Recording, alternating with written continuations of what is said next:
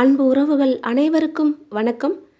இன்றைய ஆன்மீக தகவலில் நாம் தெரிந்து கொள்ள இருப்பது, நாம் நம் சரீரமாகிய உடலை கண்ணாடியில் காணலாம். நம் உயிராகிய ஆன்மாவை காண வேண்டுமெனில் எல்லா ஜீவராசிகளையும் தூள உடலாக காணாமல் ஆன்மாவாக கண்டு அன்பு செலுத்தினால் தெளிந்த மனம் என்னும் கண்ணாடியில் நம் ஆன்மாவை நாமே தரிசிக்கலாம். வாழ்க்கைக்கு எல்லாமே பொருத்தமானதாக அமைந்துவிட்டால் போதுமென நினைக்காதீர்கள். வாழ்க்கைக்கு பொருந்தாத சிலவற்றும் கண்டிப்பாக தேவைப்படும்.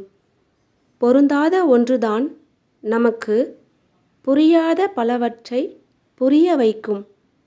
ஆகையினால் பொருந்தாத சிலவற்றோடும் சகித்துக்கொண்டு வாழ பழகுங்கள். உங்களை படைத்த இறைவனோடு போராடி என்றாவது ஒரு நாள் வென்றுவிடுவேன் என்ற நம்பிக்கையோடு நகருங்கள். இறைவனை மனதில் நிறுத்தி வேண்டி நம்பிக்கையோடு நீங்கள் செல்லும்போது வாழ்க்கையில் பயம் இருக்காது. உங்களுக்குள் இறைவன் இருக்கும் வரை உங்களை எதுவும் நெருங்காது.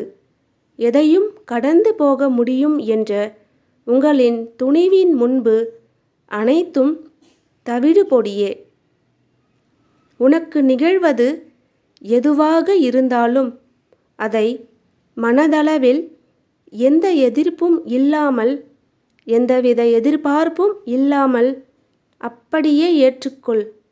எதுவாக இருந்தாலும் அது இறைவனின் விருப்பத்தால் மட்டுமே நிகழ்கிறது என்ற மனப்பக்குவத்துடன் இரு.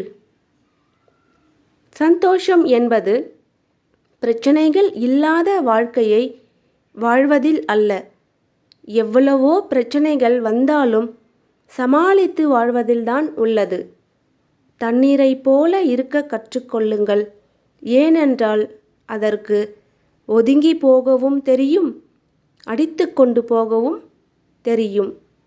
ஒரு மனிதனிடம் தன்னடக்கம் அதிகமாகிறதோ, தாராள குணம் அதிகமாகிறதோ, எப்பொழுது எது நடந்தாலும் அது இறை செயல். இறைவனுக்கு எல்லாம் தெரியும்.